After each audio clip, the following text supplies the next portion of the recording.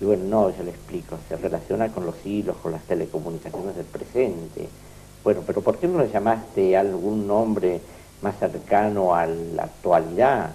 O le pusiste Bill Gates. Y yo digo, yo no sé quién es Bill Gates. Bueno, es un señor que habla de computadoras. Bueno, yo sigo intentando poner libros que creo que reflejan más el sentido del libro. ¿Y cómo te lo encontraste? Los caminos de la palabra serían los caminos, las rutas, los senderos, las vías por las cuales la palabra va circulando. Escuché hace poco una buena metáfora diciendo que ahora la palabra se va transmitiendo, empieza a transmitirse más en bits que en átomos. Estos son átomos. Acá la palabra está sobre un papel, está esa palabra impresa. La otra palabra que va a circular se concretará quizá en átomos de papel y tinta, pero mientras tanto va a estar circulada y va a estar archivada de otra forma. Siempre va a ser la palabra. Esta sí, con tu explicación, si uno le saca el título y dice, Horacio Regini escribió un libro sobre los caminos de la palabra, sí suena algo a... medio esotérico, ¿no? Medio esotérico, a búsqueda de perfeccionamiento espiritual. Pero tú sabes que yo lo saco, es una metáfora por supuesto, pero la pronunció Vélez Sarsfield. Vélez Sarsfield fue ministro de Interior de Sarmiento. Sarmiento lo quería mucho a Vélez Sarsfield. Y bajo el impulso de Sarmiento, Vélez Sarsfield lo ayudó a tejer la red telegráfica nuestra.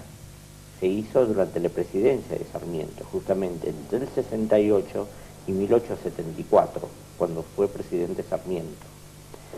Y ocurre que Vélez Sarsfield tuvo que concurrir al Congreso a una interpelación, porque la oposición, que era muy fuerte a Sarmiento, decía que él había hecho malversación de fondos, porque estaba usando fondos que el Congreso había destinado a caminos, nuestros caminos polvorientos de esa época, los había destinado al telégrafo. Entonces, en cierta forma, yo diría que Vélez Sarsfield los aniquiló a la oposición cuando dijo lo siguiente: los hilos del telégrafo son también caminos, los caminos de la palabra. O sea que ese título no es mío, es prestado de palabras de Vélez Sarsfield que hace más de un siglo. ¿Cómo llegaste de acá o de antes de las Alas para la Mente a Sarmiento? Cuando yo escribí aquel libro, que me llevó varios años, yo me di cuenta de la fuerza y de la importancia de Sarmiento en el campo de las telecomunicaciones. Entonces, en el libro Los Caminos de la Palabra, solo puse un par de carillas relativos a Sarmiento, pero me comprometí yo mismo a realizar una obra total sobre Sarmiento acerca de este tema. Y te cuento que ese subtítulo, que para mí en un momento dado iba a ser título, La obsesión del hilo. Ocurre que Sarmiento, tú sabes, tuvo muchas obsesiones. Era polifacético y cuando se le ocurría algo era testarudo y lo llevaba a cabo. Bueno, yo digo que la obsesión del hilo, el hilo fue una de esas características de Sarmiento. Pero Sarmiento empujó tanto el hilo de los alambrados como el hilo de los postes del telégrafo. Y ambos hilos tienen connotaciones parecidas. El hilo de los alambrados definió la propiedad, definió quiénes estaban dentro y quiénes estaban fuera. O sea, fue un instrumento de legalidad para la propiedad. Y de la misma manera la connotación es similar para los hilos del telégrafo. Son los que reciben información y los que no la reciben. En palabras de Sarmiento uno podría hablar de la barbarie y de la civilización. Y de allí mi título. Yo dedico solo un capítulo al hilo de los alambrados, en el cual Sarmiento también jugó un importante papel, pero la mayor parte del libro la dedico a las telecomunicaciones. Yo cambié por hoy, habitualmente detrás tuyo estaría un cuadro que tengo siempre, de Luis Federico Leloir recibiendo el premio Nobel, Y me encuentro con que en esta conversación contigo tiene sentido poner esos dos cuadros que están hechos de fotografías de un viejísimo almanaque del depósito Luis J. Palma, del cual era propietario José Aníbal Palma, mi abuelo. Eso debe ser de principios de siglo, mi abuelo murió por 1920, donde vendían postes, tranqueras, alambrados, artículos para sendados, y proveían, satisfacían, estoy diciendo desde acá, cualquier pedido de los ríos Paraná, Uruguay y Paraguay. Así que eso era una relación que nunca imaginé. Acá tengo un libro, si no fuera porque es probable que esté agotado, este que yo compré, lo compré usado, tengo la firma de su primer dueño, Historia del Alambrado en la Argentina. El autor es Noel Esbarra, creo que es un médico platense que escribió este libro en 1955, editado por Eudeva en el 64 y en el 73. Y también escribió otro libro sobre historia de las aguadas y el molino. Si nosotros hacemos una que estaría más cerca de nuestra profesión, una historia de la ciencia y de la tecnología, la pregunta que cabría hacerse es ese desarrollo científico. ¿Qué pasó en la Argentina? ¿Cómo llegó a la Argentina? Entonces nosotros nos podemos encontrar con que alguien hará la historia de fines de la década del 90 y de Internet y dirá, bueno, Internet estará en la historia de la ciencia y de las comunicaciones. ¿Y en la Argentina qué pasaba? Haciendo historia para atrás, podíamos haber llegado a eso. El caso es que no llegamos. El caso es que este libro lo conocí hace 2 o 3 años o 4 en un programa con Marcelo Monserrat. Conocí estos 2 libros y son elementos que hacen a la riqueza de la Argentina. Ya después vamos a hablar qué eran los telégrafos de la época de Sarmiento. Por si nos olvidamos, acá hay una caricatura de Sarmiento y Errázuriz, presidente de Chile, hablándose a los gritos de un lado a otro de la cordillera de los Andes. Esa es la caricatura, o sea que el telégrafo no era un telégrafo que comunicaba el centro de Buenos Aires con Caballito, con Flores o con Belgrano. Cruzó el país. Ahora, no me acuerdo cómo fue lo que te pregunté. Sí. ¿Cómo nos llegamos a eso? No nos enteramos. Mira, yo te diría que el momento actual referido a Internet es bastante similar a lo que se vivió en la época de Sarmiento. Pero vayamos por partes. Vos me hablaste primero del alambrado. Y sí, yo conozco estos 2 libros porque yo soy medio campero, me gusta el campo, tengo un pedazo de campo. Así que son libros que quiero y que mantengo en mi biblioteca que tengo en el campo. Déjame que te cuente un poco acerca del papel de Sarmiento relativo a los hilos de los alambrados. Él, antes que fuera presidente, había percibido la importancia de tender hilos por los campos, porque el ganado vagabundeaba, así él decía, por los campos sin propiedad, era fuente de disputas, era fuente, yo digo, de permanentes discusiones y además no se podían crear razas. O sea, él dijo una frase, alambren, no sean sonsos, alambren. Y también le había dicho cerquen, no sean bárbaros, cerquen. Y tiene artículos en el Nacional, su diario, el diario que él editó durante muchos años, en el cual él se refería al ganado incierto, ese ganado que no se sabía de quién era, y a las necesidades de hacer agricultura y ganadería y tener elementos para separarlo. Por eso él desde sus primeros años impulsó el alambrado, que finalmente se dio con Newton. Newton fue un inglés que vino aquí a la Argentina alrededor de 1830, por esa época, yo lo relato, y él trajo el primer alambrado a la Argentina, en la zona de Chascomús, ese campo acerca del cual yo te hablo, que es de mi propiedad, formaba parte de la propiedad de Newton, y yo tengo alambres de su época que había traído de Inglaterra.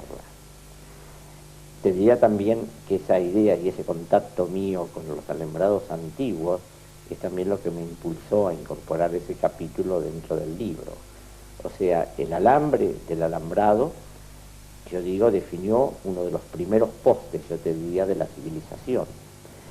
Y posteriormente, en la misma época de tu abuelo, se vendía un alambre con el título de Sarmiento, la marca. Tú sabes que en los primeros, a principios del siglo pasado y finales del siglo, al final del siglo pasado, los industriales, o los primeros que empezaron a fabricar artículos en la Argentina, le ponían nombres de próceres. O sea, había habanos, no sé, Avellaneda, galletitas Juárez Selman, y había un alambre para alambrar que se llama Sarmiento. Dentro de este libro yo incorporo un anuncio muy parecido al que vos tenés acá de tu abuelo con las tranqueras, en la cual aparece Sarmiento como haciendo propaganda y un alambre que se llamaba justamente Sarmiento. Esto relativo al alambrado y a los hilos que él empujó. O sea, por supuesto, le pusieron el alambre Sarmiento porque Sarmiento decía que había que alambrar nuestros campos, cosa que se comenzó a hacer durante su periodo de gobierno y después fue común por todos lados. El alambrado, en este libro del doctor Esbarra, surge que los primeros alambrados de Newton fueron en la década del 40, es decir, en el gobierno de Rosas, o sea que... fue en 1848, 1850 y tantos. Ahí empezó él. Sí, Newton murió en 1868, durante la epidemia de cólera, justamente cuando se hizo Sarmiento presidente. Pero en todos esos años, Newton fue muy importante porque con Olivera, él fundó la Sociedad Rural Argentina, que es retrato, si uno va a la Sociedad Rural Argentina, hay un gran retrato de Richard Newton como fundador. Y durante todo ese periodo, él impulsó el alambrado. Te das cuenta, las ovejas, las corridel o las vacunos, las distintas marcas, y él también fue introductor de ganado de Inglaterra. O sea, no se podían mezclar con los toros y las vacas con otras razas. Entonces, el alambrado, que también yo digo contribuyó a realizar Sarmiento, fue vital para el nacimiento de toda nuestra moderna ganadería, o la ganadería actual. Y el mejor rendimiento de la agricultura, seguramente, porque el ganado suelto no podía existir. O sea, de ahí viene la primera parte del título, la obsesión del hilo. La otra fue justamente la comunicación. Sarmiento, veo que acá tienes tu libro de relatos que ayudó Javier Fernández a compilar. Él fue a Europa en 1845, viajó a África, viajó a América y volvió a Chile primero en 1847. Sarmiento quedó deslumbrado por Estados Unidos, no tan deslumbrado con su viaje a Europa. Yo digo en mi libro que Sarmiento vio el futuro en los Estados Unidos. Fue uno de los primeros que se dio cuenta de lo que iba a ser ese hoy día, o este gran país que es hoy día. Y él vio el tendido del alambrado, me refiero a los hilos del telégrafo, realizándose en Estados Unidos cuando estuvo en el primer viaje. Y volvió muy entusiasta y escribió mucho acerca de este tema en el Nacional y en otros lugares, y además vio las primeras instalaciones o implementaciones del hilo del telégrafo en Chile. Mitre lo mandó como ministro plenipotenciario a Estados Unidos en 1865 y él vivió hasta el 68 en New York. O sea, no se fue a Washington. Para él Washington era una ciudad aburrida y lo único que había eran cócteles para los diplomáticos y una vida muy alejada de lo que era Estados Unidos. Entonces quiso permanecer en New York. Ahora, New York, en 1866, vivió un entusiasmo desbordante, porque en ese año se hizo el tendido del primer cable transatlántico entre Europa y América. Cyrus Field, un aventurero, digamos, norteamericano, llevó a cabo la odisea de unir Irlanda con Groenlandia y luego con Saint John digamos en Canadá y luego a New York.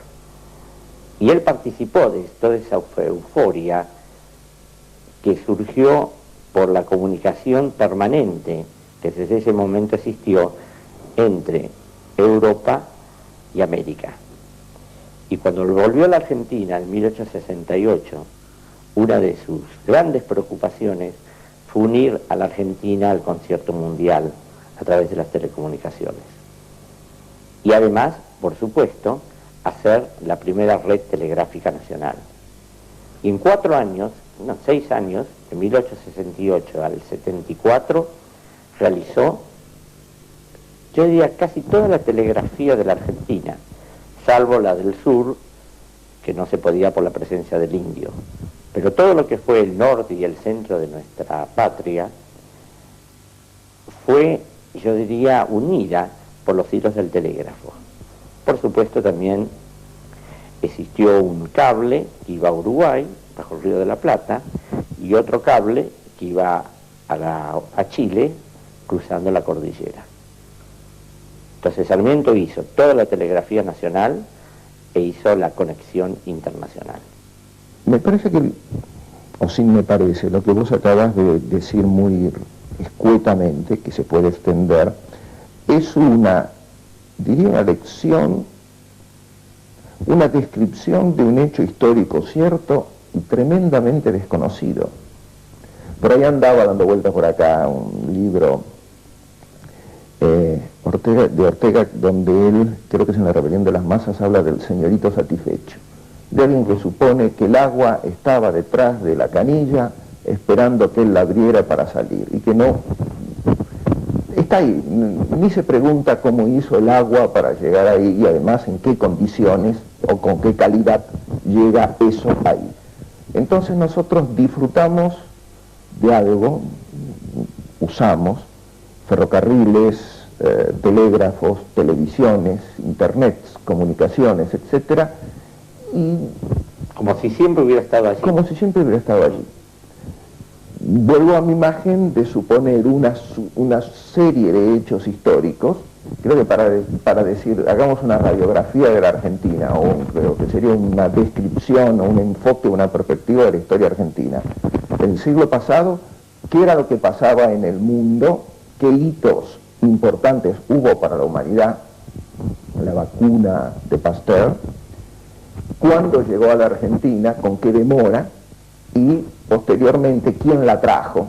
¿O quiénes fueron los que tuvieron la suerte? Porque uno no diría que tenemos telégrafo gracias a Sarmiento. Sarmiento era contemporáneo de ese telégrafo y gracias a él llegó en ese momento. Si no, se hubiera dilatado un poquitito más, pero que hubiera habido telégrafo, hubiera habido.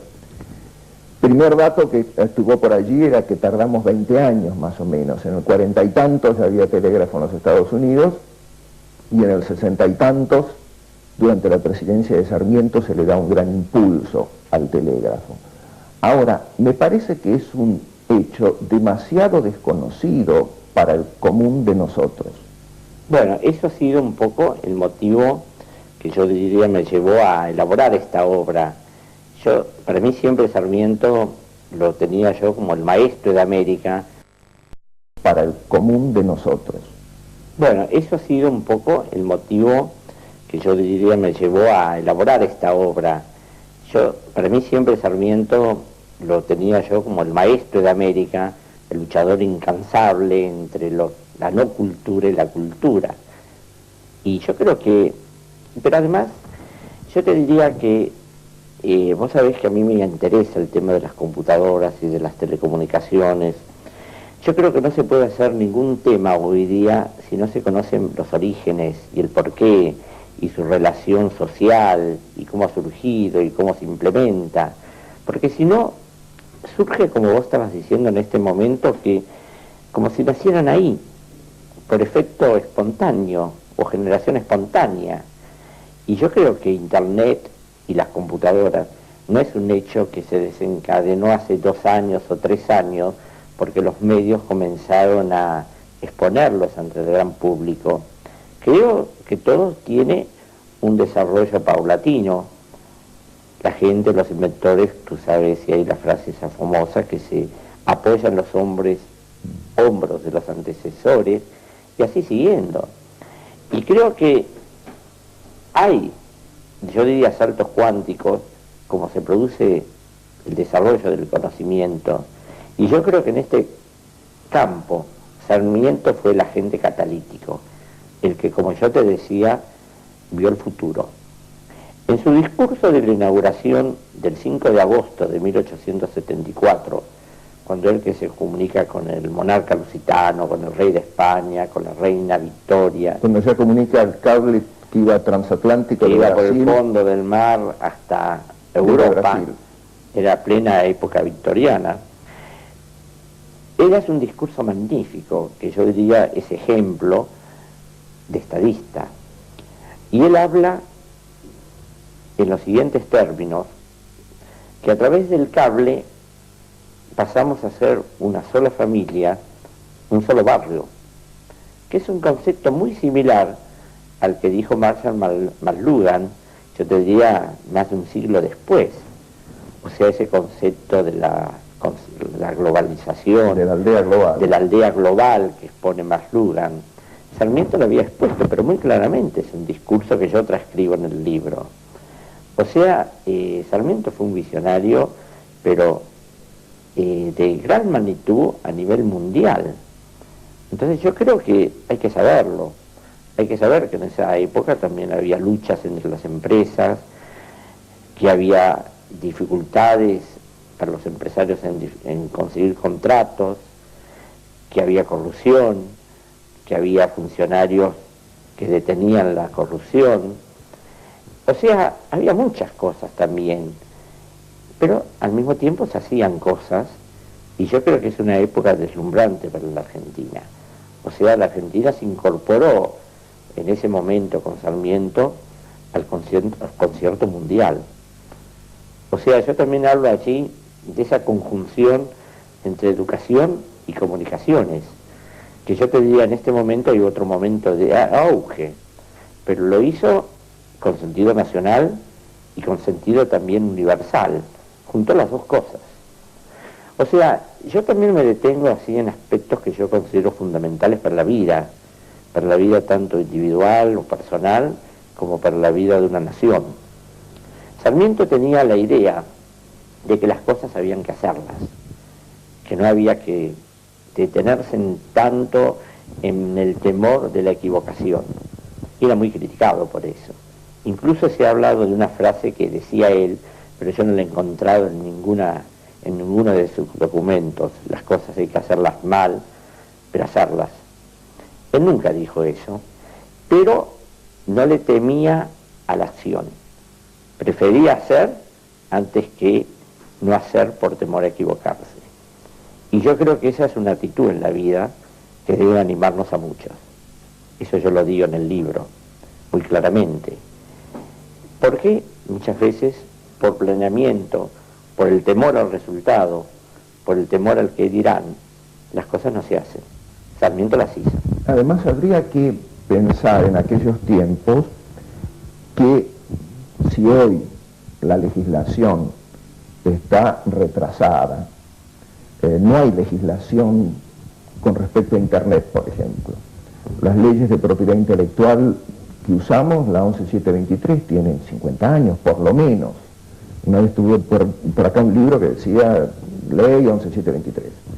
Antes de que existiera la televisión en la Argentina, antes del software de computadora y demás. Seguramente podían encontrarse que leyes escritas sin tener en cuenta esas innovaciones no coincidían con las innovaciones. Y ahí no coincidían. Alguien podía detener la innovación hasta que la ley la alcanzara. Hoy estamos en tiempos de comunicaciones o en tiempos de ingeniería genética que avanza y la ley la va persiguiendo. Claro, pero ese ha sido un problema común en todas las épocas. Entonces están los que pisan los frenos y están los que aceleran. Y al final de esa lucha surge algo nuevo. Hay otra caricatura, sí, hay una caricatura en tu libro de Sarmiento caminando por los alambres del telégrafo por encima de la Constitución. Claro, eso es lo que decía la oposición. Usaba los hilos del telégrafo como para, en cierta forma, saltar sobre la Constitución argentina. Y sí, no lo haría, pero por encima de todo, él hizo. Ahora, hay otro tema, que vos me decías, ¿qué trajiste ahí? Sarmiento estuvo en Estados Unidos y vio Vio el futuro. Vio el futuro. Acá tengo un artículo escrito por un señor José A. Cravioto en 1961 que se titula Sarmiento y el petróleo argentino. Porque en esa época de auge de la década del 60 en los Estados Unidos, creo que en 1859-60 se había hecho la primera perforación petrolera en Estados Unidos, en Pensilvania. Entonces, cuando dijiste que Sarmiento no estaba en Washington, creo que también una anécdota es que le recordaban que la sede de la embajada quedaba en Washington, porque él nunca estaba en la sede de la embajada. Así es. Entonces, acá también uno supone que este era el tipo de persona que decía, eso que quiero, además lo quiero para mi país. Así fue. Y él viajaba permanentemente en Estados Unidos. Él era un admirador claro del progreso. El progreso ese del cual estaba imbuida mucha gente al final del siglo pasado. Él veía los grandes engranajes. Yo me imagino cuando empezaron las torres del petróleo, de madera por esa época, eso a él lo fascinaba. Él sentía el ruido de las máquinas, el ruido de todo lo que era la maquinaria, con sus ruedas dentadas, con sus palancas de aquella época, y él se emocionaba. Y lo quería para la Argentina, lo quería para su país, como quería la educación para la Argentina. Entonces fue notable. Tú te imaginas, en aquella época no había escuelas en nuestra Argentina. Él vio las escuelas en Boston y trajo las maestras y creó los conservatorios, creó las escuelas para docentes. O sea, fue una cosa muy, yo te diría, a nivel mundial novedosa. Y fue novedoso también, yo insisto, este tema de la unión con Europa. Pocos países en esa época tenían la información de cuánto valía el trigo, cuánto valía la carne, qué estaba pasando en otros lugares. Solamente lo tenía Estados Unidos, pero muchos países de Europa o del sur o de Asia no lo tuvieron hasta mucho más adelante. O sea, yo diría que las comunicaciones de la Argentina permitieron al país integrarse al mundo.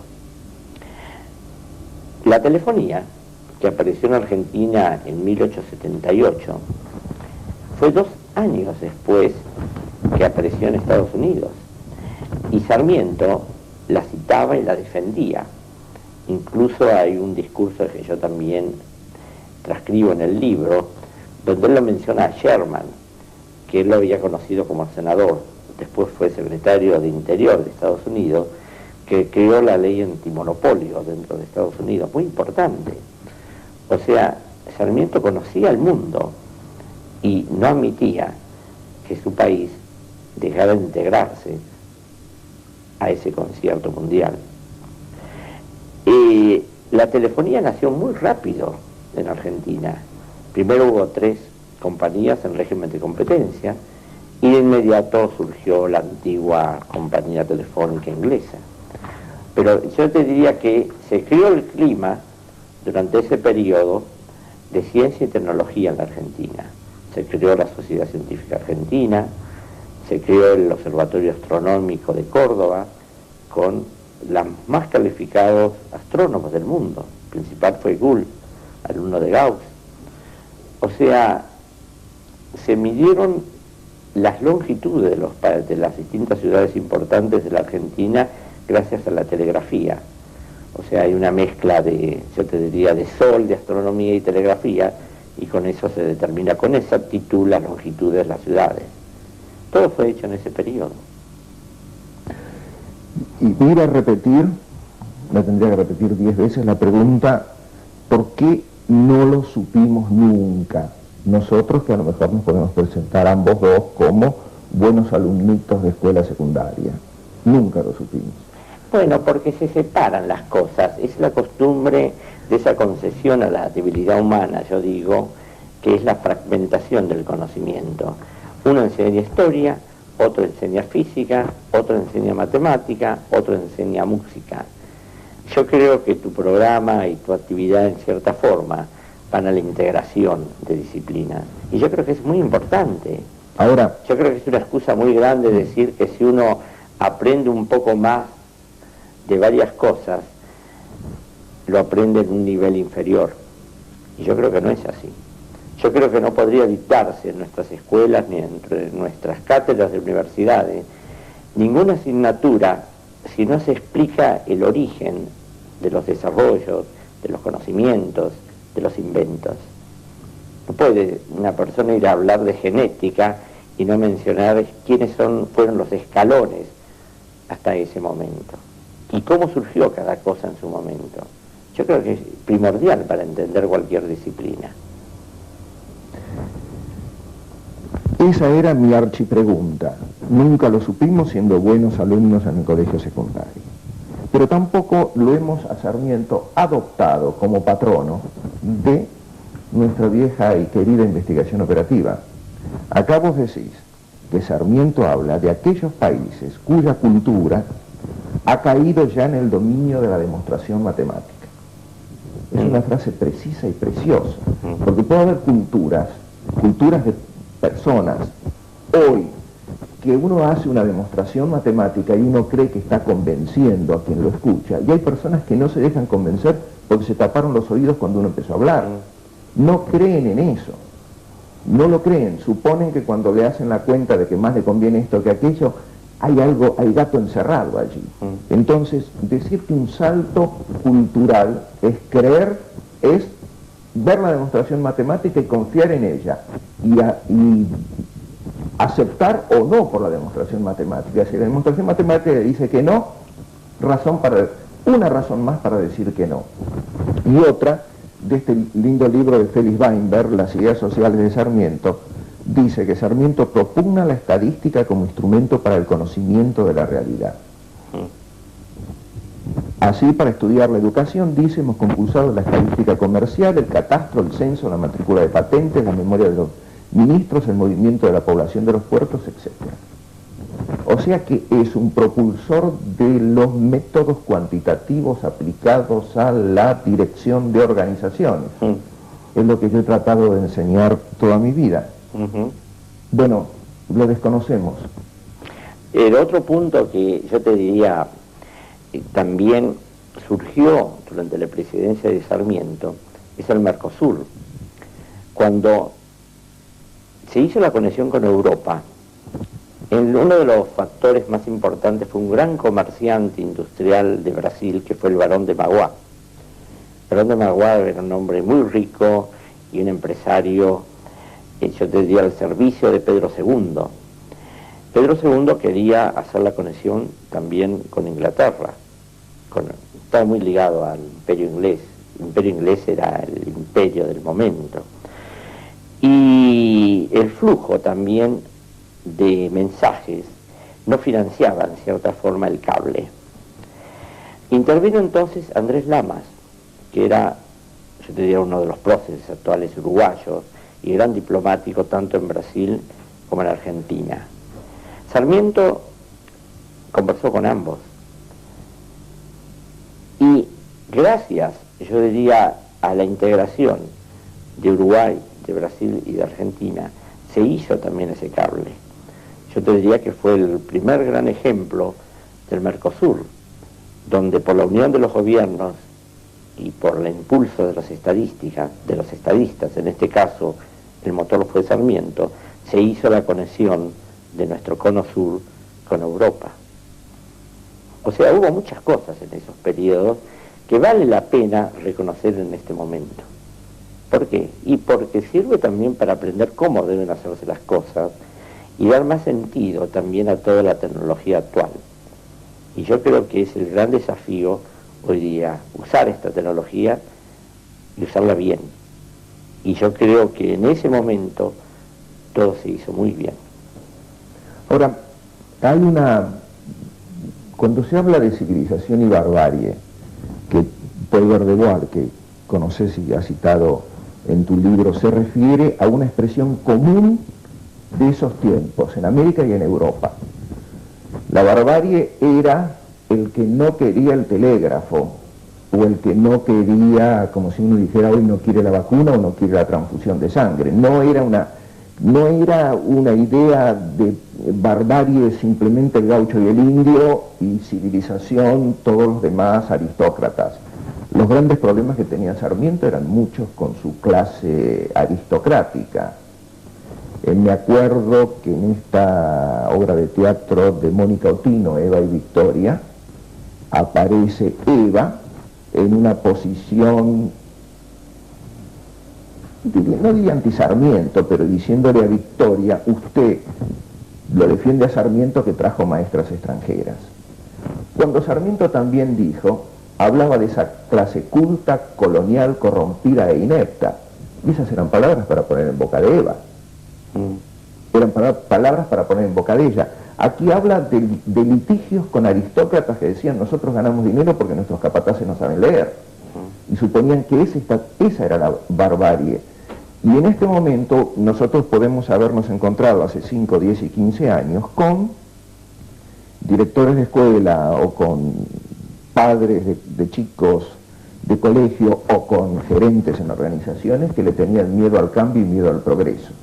O sea que otra vez no a la computación y la demoran un poquito, no al internet y lo demoran un poquito, no. O sea que ahora hay también una civilización y barbarie, la podemos ubicar, y no necesariamente la barbarie está en manos de los más desfavorecidos y de los que no fueron al colegio. Estoy de acuerdo contigo. La separación entre barbarie y civilización no se mide por el Producto Bruto Interno, o por la ropa que usás, o por los espectáculos a los cuales asistís. Por el contrario, mucha gente, que yo diría no tiene, o tiene pocos medios, está no más culta de que mucha gente con muchos recursos. Lo notable es que Borges se refería muchas veces, Borges lo quería mucho a Sarmiento, y escribió en muchas ocasiones en su favor. Y en más de un libro, por lo menos en el prólogo que él hizo para una edición de Facundo, él dice que es una gran lástima que un poco el paradigma argentino o el carácter argentino es delineado por el Martín Fierro.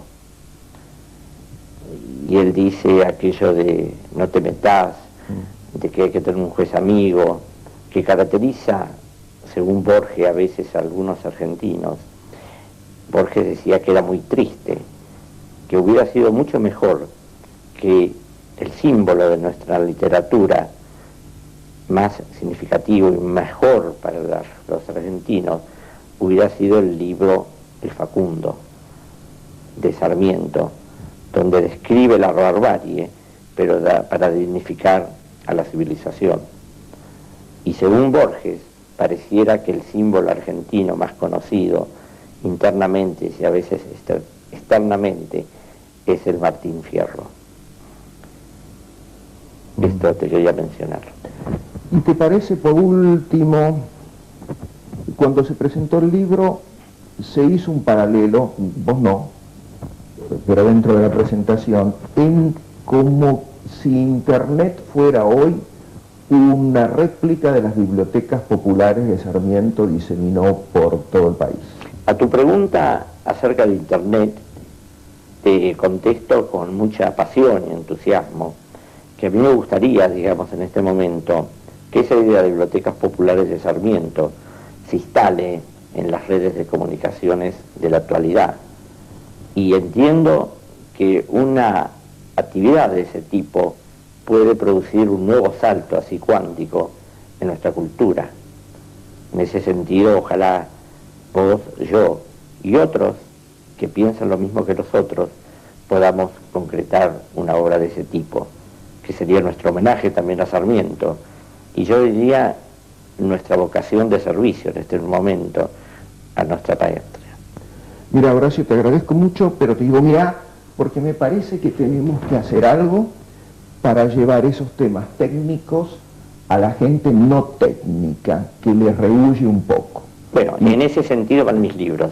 Internet está un poco recluido al suplemento técnico de los diarios y de las revistas. Yo no y la los leo. gente del mundo de la literatura y de la poesía y de los museos lo mira como un engendro. Creo que tenemos que inventar, y ahora me despido y después seguimos charlando, para ver cómo podemos hacer, porque creo que Internet es para hacer bibliotecas populares de literatura, de novela, de ensayo y de poesía.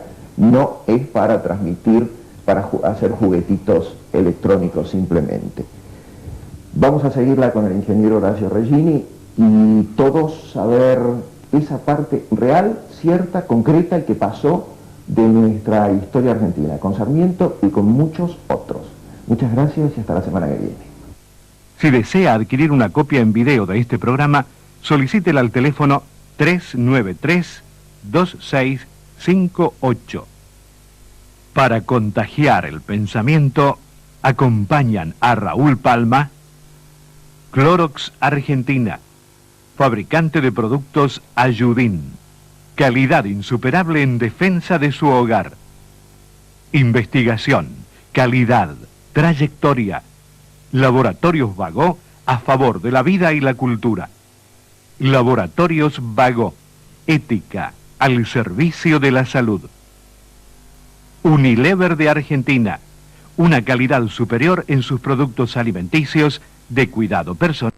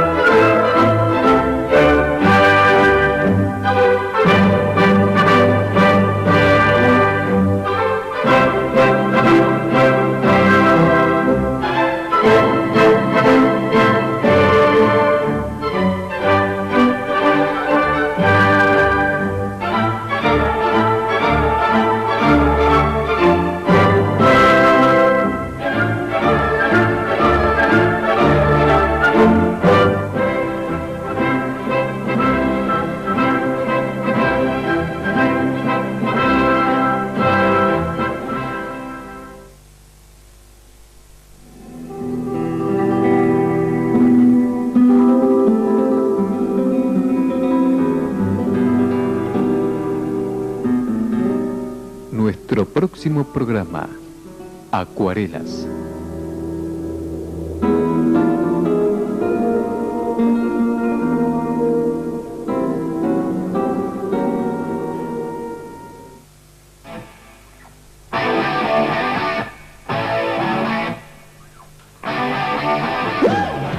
La forma más práctica, la más útil y acertada de aprender fotografía